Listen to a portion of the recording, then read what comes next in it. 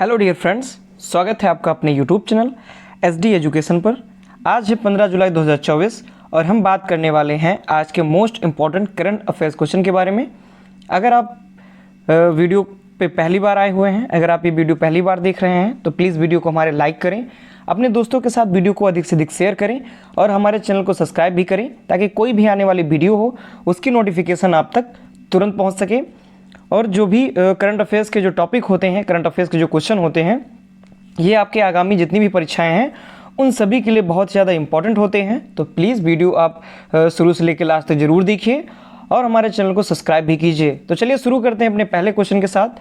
हमारा आज का सबसे पहला प्रश्न है, हाल ही में किस देश की महुचिक ने 1987 का महिला ऊंची कूद विश्व रिकॉर्ड तोड़ा है? यानी कि जो महुचिक हैं ये किस देश की रहने वाली हैं जिन्होंने 1987 का एक ऐसा रिकॉर्ड तोड़ा है, ऊंची कूद का रिकॉर्ड तोड़ा है, महिला ऊंची कूद का रिकॉर्ड तोड़ा हुआ है। यानी कि इससे पहले 1987 में सबसे ऊंची जो कूद हुई थी उसका विश्व रिकॉर्ड बना था, लेकिन उसको भी इन्होंने तोड़ दिया है महुचिक ने।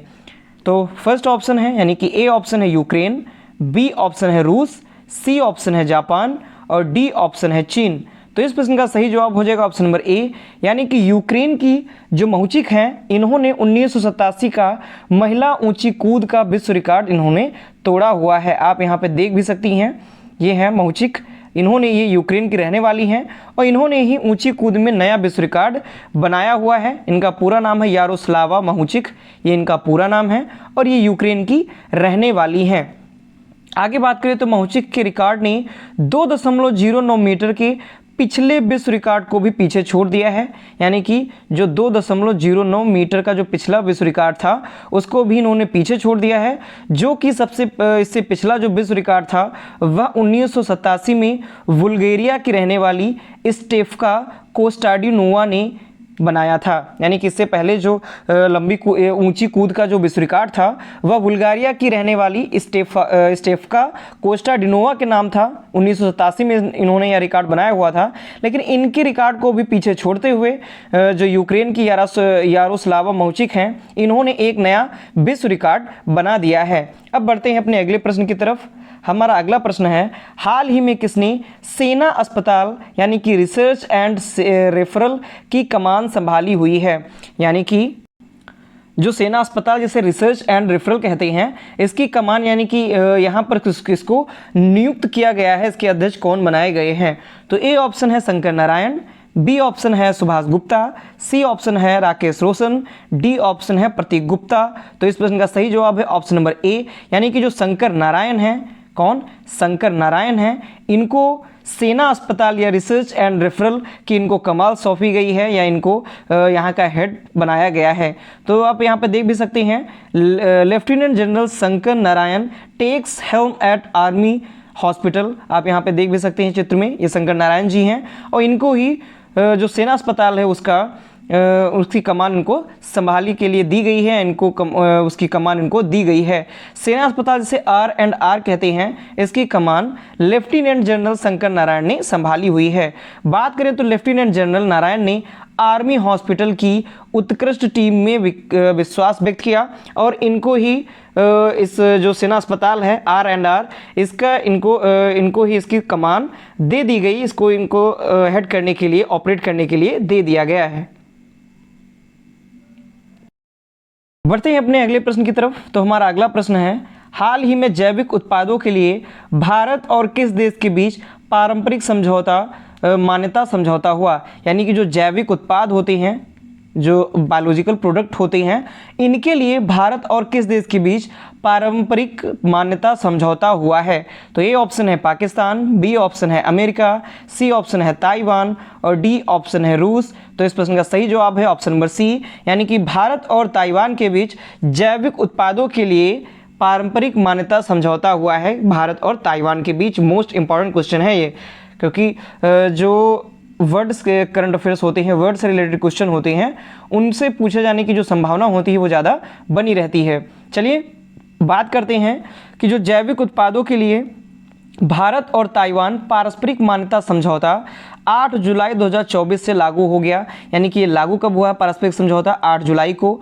ये 8 जुलाई से लागू हो गया है जैविक उत्पादों के लिए, और ये भारत और ताइवान के बीच में हुआ है। इसकी जो घोषणा है वह नई दिल्ली में आयोजित भारतीय और ताइवान की व्यापार बैठक पर 9वें कार्य समूह में की गई। यानी कि जो जैविक उत्पादों के लिए जो उनके बीच मान्यता है, जो पारस्परिक समझौता हुआ, इसकी घोषणा नई दिल्ली में आयोजित जो भारतीय और ताइवान की जो व्यापार बैठक थी, जो कि इसकी 9वीं कार्य समूह बैठक थी, इसके दौरान इसकी घोषणा की गई है। बात करें अगर ताइवान की, तो यहाँ की जो राजधानी होती है वो ताइपे होती है। मुद्रा है न्यू ताइवान डॉलर, यानी कि ताइवान की जो राजधानी है वो ताइपे है, और यानी मुद्रा करेंसी जो है वो है न्यू ताइवान डॉलर। और राष्ट्रपति हैं यहाँ के विलियम लाई चिंगते, ये यहाँ के राष्ट्रपति हैं। बढ़ते हैं अपने अगले प्रश्न की तरफ। तो हमारा अगला प्रश्न है, हाल ही में कौन निवेशक और ब्रांड एम्बेसडर के रूप में वेलनेस ब्रांड हूप में शामिल किया गया? यानी कि ऐसे कौन सी सेलिब्रिटी हैं जिनको जो ब्रांड के हूप जो ब्रांड है इसके निवेशक भी हैं। निवेशक का मतलब इसमें इन्होंने निवेश भी किया हुआ है और इसका ब्रांड एम्बेसडर भी इनको नियुक्त कर दिया गया है। तो ब्रांड का नाम है हूप और इसका ब्रांड एम्बेसडर और निवेशक कौन बना हुआ है? तो ए ऑप्शन है सानिया मिर्जा, बी ऑप्शन है पीवी सिंधु, सी ऑप्शन है स्मृति मंधाना और डी ऑप्शन है जूही चावला। तो इस प्रश्न का सही जवाब है ऑप्शन नंबर बी, यानी कि जो पीवी सिंधु हैं ये हूप की निवेशक और ब्रांड एम्बेसडर के रूप में नियुक्त की गई हैं या शामिल हुई हैं। आप यहाँ पे देख भी सकते हैं आर्टिकल में, ये क्या कहते हैं पीवी सिंधु हैं जो कि ये हूप की निवेशक और ब्रांड एम्बेसडर दोनों हैं। आगे अगर हम बात करें तो ओलंपिक मेडलिस्ट हैं पीवी सिंधु, इन्होंने वेलनेस ब्रांड हूप में निवेश किया हुआ है। 2 बार की ओलंपिक पदक विजेता महिला एथलीट पीवी सिंधु हैं, इन्होंने D2C वेलनेस ब्रांड जो है हूप इसमें निवेश किया है। इसके साथ ही साथ वह इसकी ब्रांड एम्बेसडर भी बनाई गई हैं। यानी कि क्वेश्चन बन जाएगा कि ऐसे वह कौन से सेलिब्रिटी हैं जिन्होंने हूप नामक कंपनी में निवेश भी किया हुआ है और उसकी ब्रांड एम्बेसडर भी बना दी गई हैं। तो वो उसका सही जवाब हो जाएगा पीवी सिंधु। चलिए बढ़ते हैं अपने अगले प्रश्न की तरफ। अगले पॉइंट की तरफ अगर बात करें तो जो हूप है गुरुग्राम में इसका हेडक्वार्टर है, गुरुग्राम में यह स्थित है और इसकी स्थापना 2022 में की गई थी। किसके द्वारा की गई थी? ट्विंकल उप्पल और सहर्ष अग्रवाल के द्वारा। ये इसके संस्थापक हैं, यानी इन्होंने इसकी स्थापना की हुई। यानी कि जो हूप है इसकी स्थापना 2022 में हुई थी। किसने की थी? ट्विंकल उप्पल और सहर्ष अग्रवाल के द्वारा। और इसका जो मुख्यालय है यह कहाँ पर स्थित है? तो यह गुरुग्राम में स्थित है। अगले क्वेश्चन की तरफ हम बढ़ते हैं। तो हाल ही में कौन कोलंबो सुरक्षा सम्मेलन का 5वां सदस्य बना है? यानी कौन सा ऐसा देश है जो कोलंबो सुरक्षा सम्मेलन का 5वां यानी कि 5th जो मेंबर है वह बन गया है? तो ए ऑप्शन है बांग्लादेश, बी ऑप्शन है भूटान, सी ऑप्शन है नेपाल और डी ऑप्शन है पाकिस्तान।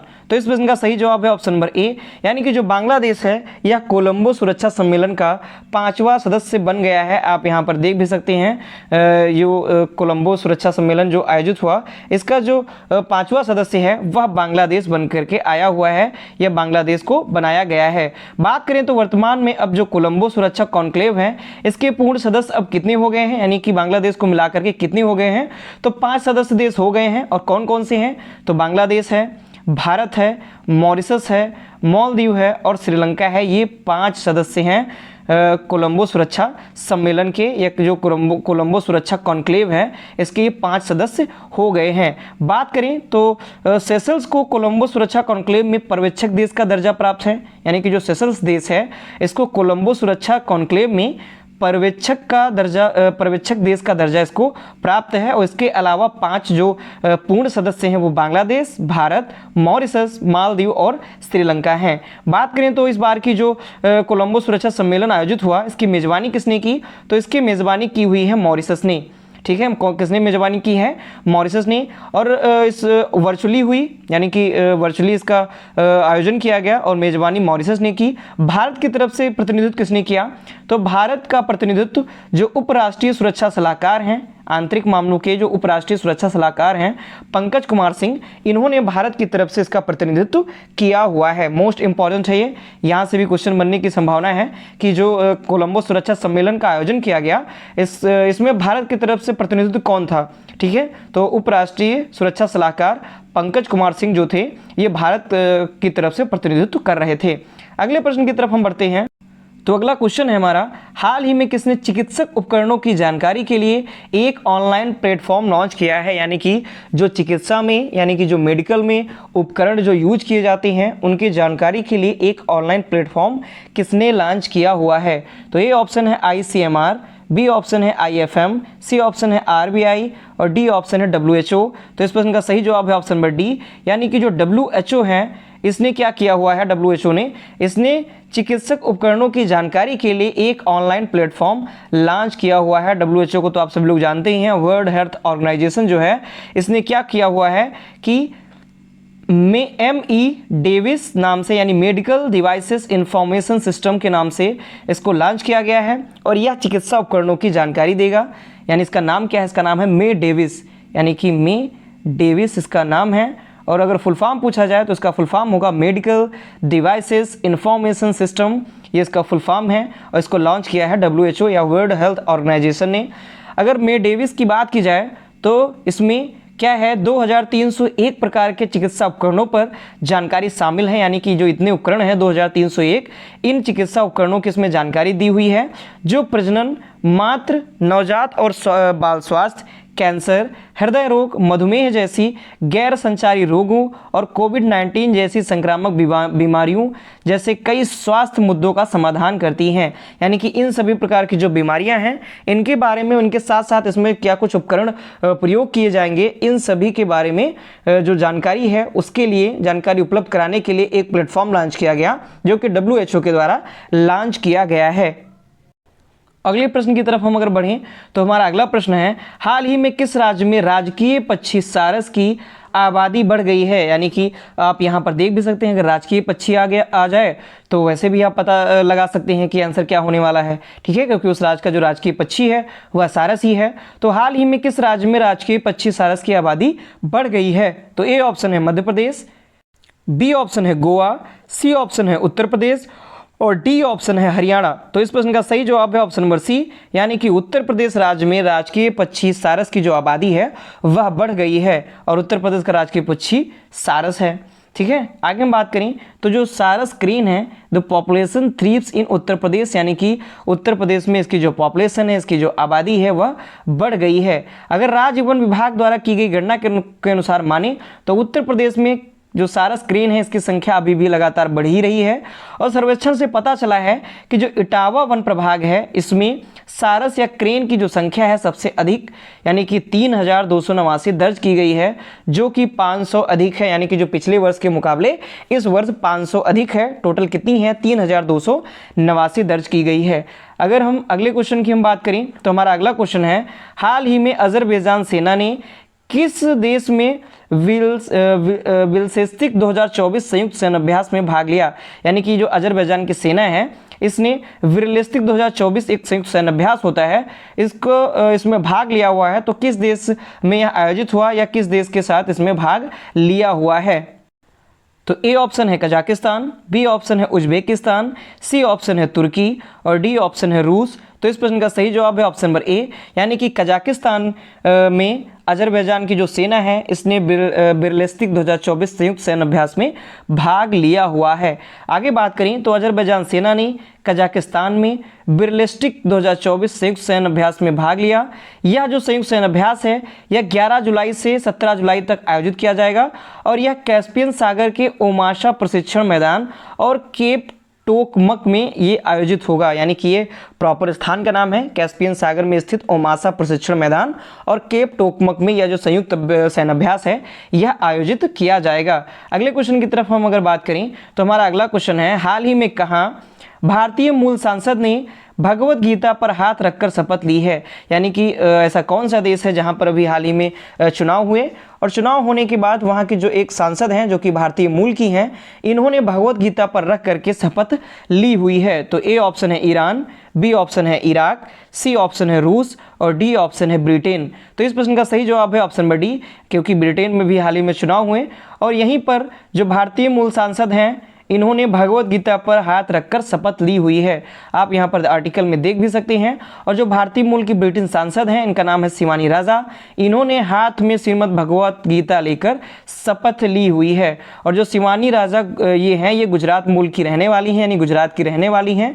इनके जो माता पिता हैं 1970 के दशक के अंत में केन्या और केन्या से भारत से होते हुए ये लिसेस्टर चले गए थे, यानी कि ब्रिटेन चले गए थे। ये ब्रिटेन चले आए थे और यहीं पर अभी ब्रिटेन में हाल ही में जो चुनाव हुए और लेबर पार्टी ने जो जीत दर्ज की है और उसी की ये सांसद हैं, ब्रिटिश की ये सांसद हैं शिवानी राजा। इन्होंने ही हाथ में श्रीमद् भगवत गीता लेकर के शपथ ली है। आगे अगर हम बात करें अगले क्वेश्चन की, तो अगला और हमारा लास्ट क्वेश्चन है, हाल ही में आईपीएस डॉक्टर जितेंद्र को किस राज्य का नया पुलिस महानिर्देशक नियुक्त किया गया है? तो ए ऑप्शन है मिजोरम, बी ऑप्शन है असम, सी ऑप्शन है तेलंगाना और डी ऑप्शन है बिहार। तो इस प्रश्न का सही जवाब है ऑप्शन नंबर सी, यानी कि तेलंगाना राज्य में जो आईपीएस डॉक्टर जितेंद्र हैं, इनको नया पुलिस महानिदेशक नियुक्त किया गया है। आप यहाँ पे आर्टिकल में देख सकते हैं, ये आईपीएस डॉक्टर जितेंद्र जी हैं और इनको ही तेलंगाना में क्या किया गया है, नया पुलिस महानिदेशक यानी कि DGP, director general of police नियुक्त किया गया है। फुल फॉर्म भी पूछा जाता है, खासकर जो यूपीपी की तैयारी कर रहे हैं वहाँ पर जो फुल फॉर्म पूछे जाने की संभावना रहती है। तो जो डीजीपी हैं तो इनको डीजीपी नियुक्त किया गया है। वर्तमान में ये गृह विभाग के प्रधान सचिव के रूप में कार्यरत हैं और जो डॉक्टर जितेंद्र जी हैं ये सतर्कता और प्रवर्तन महानिदेशक के रूप में अतिरिक्त जिम्मेदारियां भी संभाल रहे हैं, यानी कि वर्तमान में ये गृह विभाग के प्रधान सचिव के रूप में कार्यरत हैं और अब इनको तेलंगाना में डीजीपी के रूप में नियुक्त कर दिया गया है। तो ये थे आज के हमारे मोस्ट इंपॉर्टेंट करंट अफेयर्स के क्वेश्चन। अगर क्वेश्चन आपको पसंद आते हैं तो वीडियो को प्लीज़ लाइक करें, अपने दोस्तों के साथ अधिक से अधिक शेयर करें और हमारे चैनल को सब्सक्राइब भी करें। धन्यवाद।